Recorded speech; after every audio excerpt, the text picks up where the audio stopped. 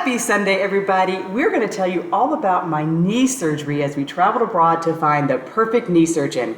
Coming up next. We're Chris and Steve, an early retired couple who sold everything to travel the world full time. We share our nomad life, hikes, and vegan needs. Grab our book, 2 Carry-ons and a Plan on Amazon and follow us on social. Subscribe to catch our video every Sunday. Where are we? We are in Kuala Lumpur, Malaysia. Happy New Year. This is really exciting to finally be telling you all about Chris's knee, the good, the bad, and the ugly. And I think we should just get started. So what we're going to do is we're just going to kind of have a question and answer.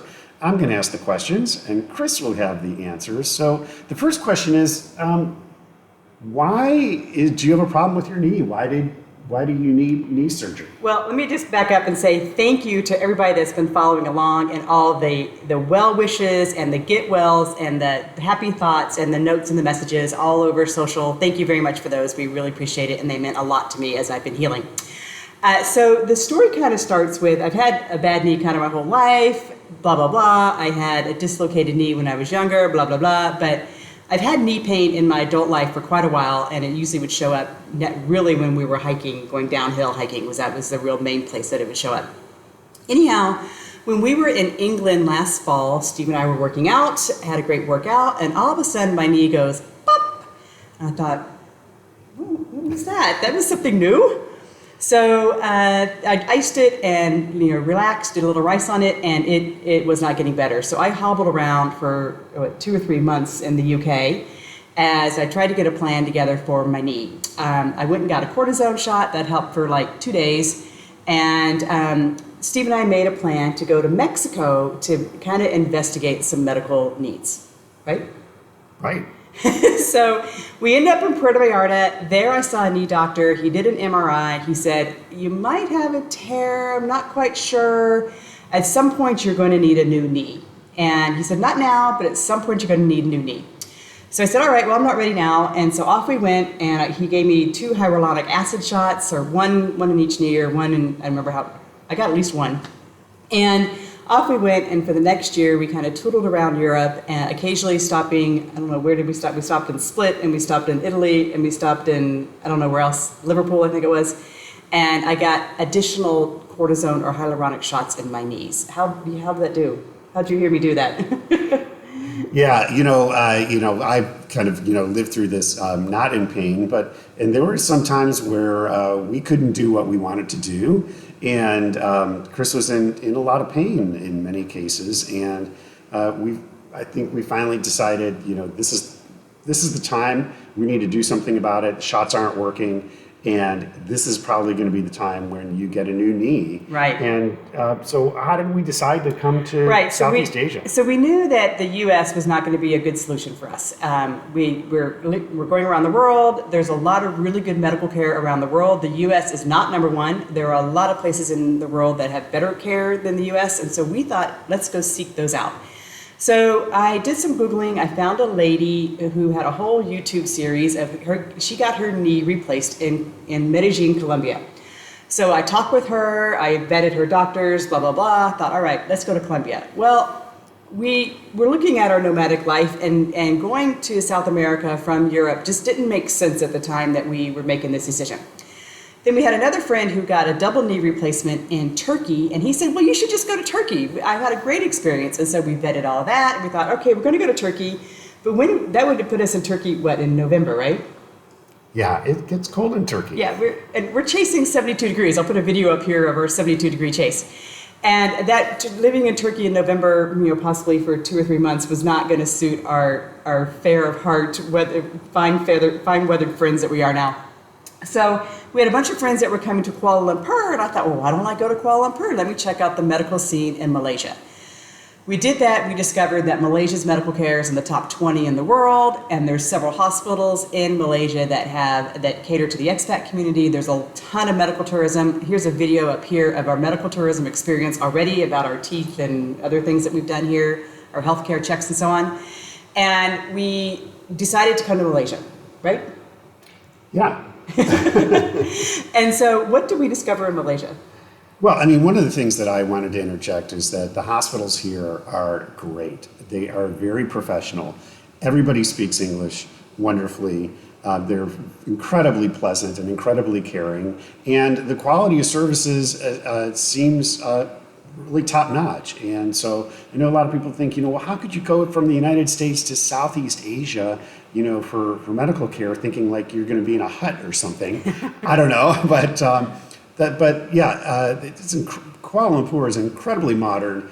And the doctors are all trained from around the world, and a lot of people actually are trained in Dublin. They go to Trinity College, actually medical school in Trinity, and there was no reason not to come here. So we checked out 3 hospitals or 3 locations. One was Glen Eagles, the other was Pantai, and the third was Kuala Lumpur Sports Medical Center.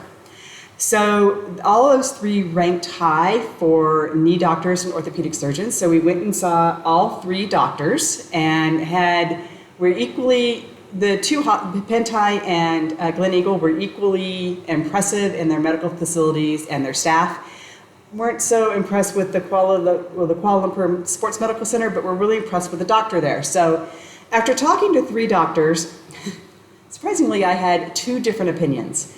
2 of the doctors said I needed a total knee replacement, and 2 of the doctors, so one said both, said I needed I do orthopedic surgery and stem cells. So, trigger alert for all of y'all who don't want to see medical pictures or who have some thoughts about stem cells. We're going to get knee deep in stem cell research and medicine, and how that ended up being the right solution for me. Right. So how did you make your decision?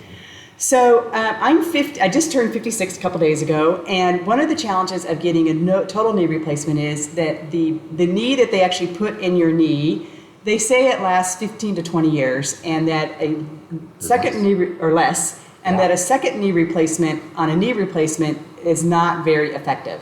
So a lot of doctors around the world have told me I'm way too young for a knee replacement, and I know, Steve laughs at me. I'm going to live to 120. He laughs at me when I say that, but I've got maternal genes that go into almost their hundreds.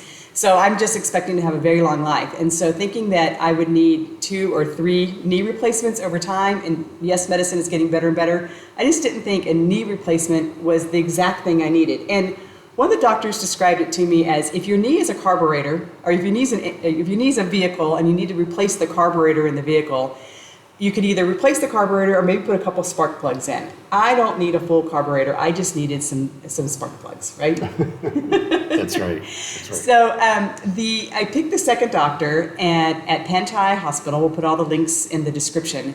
And what was impressive about what he said was that first of all, he did not think I had meniscus problems or ACL problems. He thought it was strictly a bone-on-bone problem and a cartilage problem within the knee. So he said I could get orthoscopic surgery with stem cell replacement was really the right fit with me, along with RFA, which is radio frequency. We forgot to look up what the A means. It's a pain. We'll explain it to you in a second. So after talking with all the doctors, I decided that I was going to go for orthoscopic surgery with stem cell therapy. Now, trigger warning for anybody who has concerns about stem cells. We're going to talk about it for about 2 or 3 minutes. You can fast forward if you want to, or listen in as we're going to tell you more about it. But here's your trigger warning. 1, 2, 3. But, one of the things I just want to say is that this was not embryonic stem cells. And that's, I think, the thing that has the largest controversy, something that's controversial for me. That's not what these stem cells are. So we had a chance to go to the lab and actually vet the people that were creating these stem cells that was going to be injected into Chris's knee. And why don't you tell us about that? So we went to the lab and we learned all about the efficacy rates and the safety and the production of the stem cells. And we learned that the lab has duplicated the US FDA trials here in Malaysia. So in Malaysia, they've already passed their trials, they've approved the product for commercial delivery, and over 5,000 people have used the product here in Malaysia with an 80% efficacy rate on their knee. This is being duplicated in the US, and when they pass out of the trials in the US, the product will be available there, and insurance will eventually cover it there. But in the meantime, it doesn't, and that's why we're here in Malaysia. So we were excited to learn that the cells are umbilical cord cells, and with the efficacy rate that they've got, that's much better than possibly what could happen if they would have harvested my cells. So we did have a conversation about why don't we use my cells? And in order for them to use my cells, it's about a 2-year process where they take my cells, they do all the separation and science and cloning on the cells, and then they have to prove efficacy on my own cells, on my own body. And it's likely, or it could be, that I wouldn't get that 80% efficacy rate from my own cells. So that's why I felt confident and safe in making the decision to use these cells from this lab. And that's where we are on the cell therapy. So after we visited the lab, then it was just all about going through the procedure. So I checked into the hospital. What'd you think of the hospital?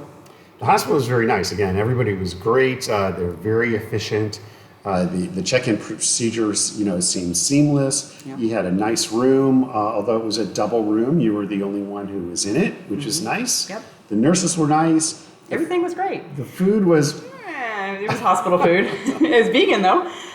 So I checked in on Sunday night. The procedure was Monday, 8 o'clock or something. It lasted about 45 minutes. The doctor did orthoscopic surgery on my knee. He scraped everything out. He discovered that I was bone on my knee, and that my kneecap had been totally messed up in a dislocation of my kneecap that I had done earlier.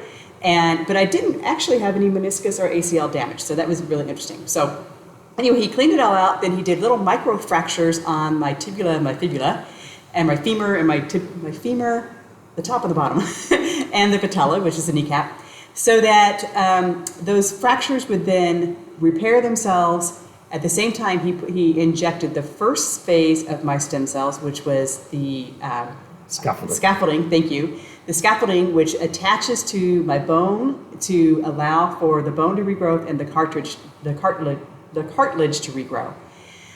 2 weeks later, which was yesterday, they injected the actual cells, and so I went back to the doctor's office. It was outpatient. Just went in for 20 minutes, and it was just an injection. He injected it into my knee. I had a little swelling and a little pain from that. But the reason why we forgot to mention this about the surgery, I also had in the surgery a treatment called RFA, so radio frequency something the other. Something. And what that does is it numbs the nerves around my knee so that I don't have any pain.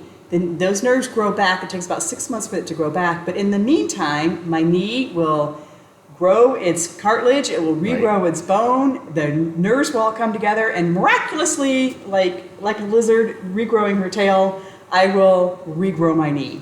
Yeah, but so physical therapy is really important too, isn't it? Right. So, and I'm not, I don't know, regenerative maybe is what I'm doing, not regrowing. Anyway, so PT is a big part of this. So I do PT every day at home, and then twice a week I go to the hospital and do PT in the lab there. And my knee has gone from, I don't remember what my degrees was, but I couldn't bend on my knee all the way. Now I can almost bend it to whatever degree it's supposed to be. And then I can straighten my knee to 180 degrees, or straighten my leg to 180 degrees. So that's fantastic. So I have probably 4 more weeks of PT to go, and then we just wait for my knee to regrow. So the doctor says in about 6 months I should be completely grown, and I should probably have extended the life of my knee another 5 to 10 years. And in 10 years or so, I'll need to rethink then what I'm going to do. But for now, I have a good knee, and I can go hiking in a couple months. Yeah, that's exciting. So you don't even have to go back. No, I don't. So I'm finished. Everything, my whole procedure's done. And I just have to keep up my PT and get ready to hike. Well, this must have cost tens of thousands of millions of dollars. If we were in the U.S., what did we figure out? Orthoscopic surgery on one knee is $18,000. If you can get stem cells, I don't even know what a price of stem. You can't even price them because you can't get them for this procedure. So my out-of-pocket was $5,600 for the orthoscopic surgery, which was 2 nights in the hotel, in the hospital, and everything all inclusive. The PT has been about $25 each session at the hospital, and then the cells were $2,500. So right around $8,000 is my total out-of-pocket price for my knee. Now, I will be submitting those expenses to our global insurance. We'll see what they do. We have a $5,000 deductible, so we'll see if they cover any of it. If they do, great. If they don't, I've got a knee cheaper than what I got under any scenario that I could have got it done in the U.S. And I think I got a better solution than what I could have gotten in the US. That sounds great. Yeah, that sounds great. So thank you for hanging in there again. Thank you for all of your thoughts and your concerns and your good wishes towards me and my knee and suffering through this video. We are really confident in our decision about the therapy that I've gotten. If you have questions about the stem cell therapy, we're glad to answer those. And let's keep it positive and upbeat. And thanks for tuning in. We'll see you next week. Adios.